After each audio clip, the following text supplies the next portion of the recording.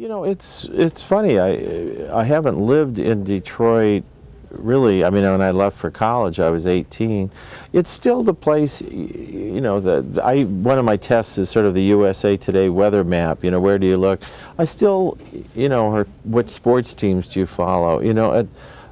One's early roots go deep is the obvious point, and also I feel very lucky to have been from Detroit. It's certainly been such a hard luck city, but from a writer's standpoint, that's not the worst thing in the world. It seems to me poignant. It's the place that of any place, any city I know. I've been attached to many cities over the years, but it's the one that makes me feel, my sort of heart in my mouth. That when I go there, I feel I feel more sort of rawly emotional. I spent an awful lot of time there. I was writing the novel The Art Students' War, and I was working at the Detroit Public Library, and I was staying down there, and so I had many trips down, and I liked it a lot. And it's also the scene of my parents. It's to some extent, and they're both dead, but it's a connection to their world and a way of memorializing them, I think, and my grandparents. My novel, The Art Students' War, was set in the 40s and 50s, and it was the time when Detroit was really in its heyday in many ways, and I think I had always felt that vanished sense of the city and wanted in some way to recapture that. So that was part of one of many reasons to try to write that novel. It seems, the word poet seems to me, it's the noblest undertaking. It's a nobler thing to be than a novelist, it seems to me, and so even though I've published a lot of poetry, I don't feel comfortable talking about myself as a poet. I mean, we all know, Yeats was a poet, and A.E. Housman was a poet, and Wordsworth, and it feels somehow almost embarrassing to me to talk, to use that word about myself. Whereas, as I say, I don't feel that way with fiction. I write novels, and I'm a novelist. I don't shy from the term, but I do shy from the term poet. It's too much to claim for oneself, it seems. Well, the place of poetry today obviously is very hard to, I mean, it's so vast on the one hand, and so much of it is online, and it's hard to follow. And I think, some decades ago you could feel you could follow it. And I know the poet James Merrill said to me that when he started out as a poet in the 50s, he felt as though he knew who the poets were.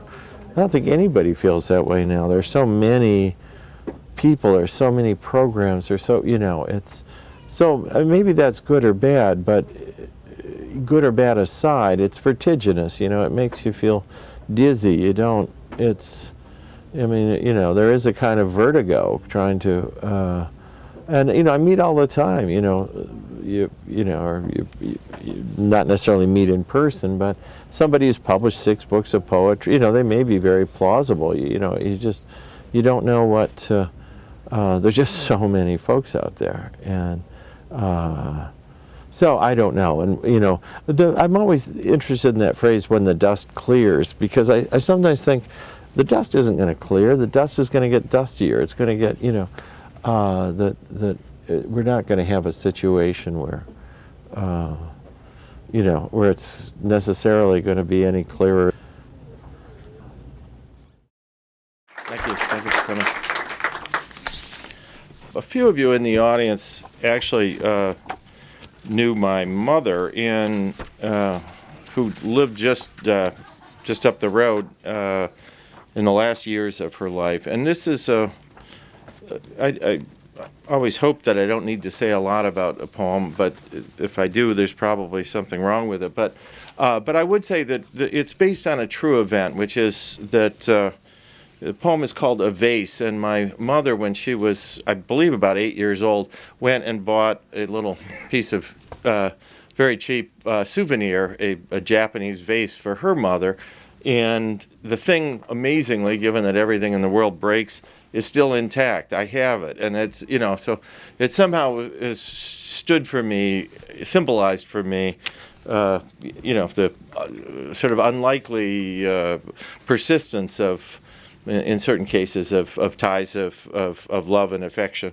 So anyway, this, and her, you'll see, you heard I grew up in Detroit, and this would be, we're going to be traveling into Depression-era Detroit here for a little bit. Anyway, poem's called A Vase. There was a vase that held the world's riches, but it wasn't cheap. It cost a dime. And this in a time and place when dimes were sizable, especially for a girl of 8 whose construction worker father was unemployed. The old metaphor was literal in this case, and she counted her pennies till there were 10, then embarked on a mission of great secrecy, a purchase whose joys ran so deep, 70 years later, as she told the tale again, her face flushed. It was a birthday gift for her mother. There was a race of people heretofore glimpsed only on hanging scrolls in library books. They were on the vase, the smallest whole figures imaginable, purposeful and industrious as they fished or planted rice or hiked a hill whose spiral trail led to a temple perched upon a crag between cloud and waterfall. They were a vision exported from Japan, a country far as the moon and far more beautiful, whose artists grasped an 8-year-old girl's soul's need for the minutely amplitudinous.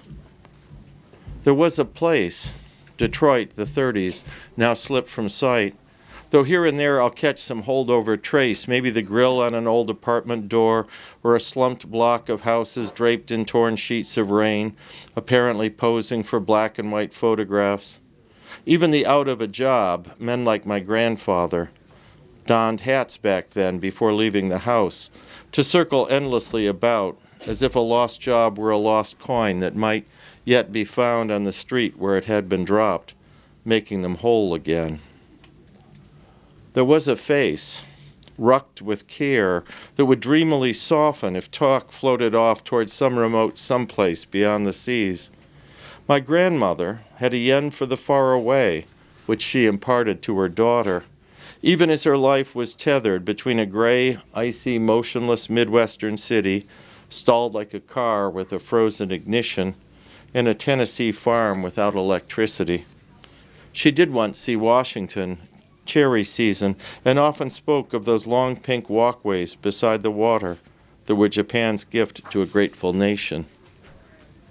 There is a vase, a piece of gimcrack that somehow made its way to a crowded curio case in a small souvenir shop in Detroit 70-plus years ago, which today stands atop the mantel in the apartment in D.C., where my fading mother is now living. When she was 8 in 1933, she gave it to my grandmother, who, for all her poverty, bequeathed her daughter so rich a bounty, including a taste for giving, the gift of grace. It seems a little miracle, almost, that it's intact, the little vase, conveying what its maker set out to convey, an inward island spared by time, by the times. These days she can scarcely say who she gave it to or on what occasion. Birthday? The pilgrim climbs the winding hill forever, station by station. And isn't it beautiful, she asks. You bought it for a dime, I tell her. It holds the world's riches still.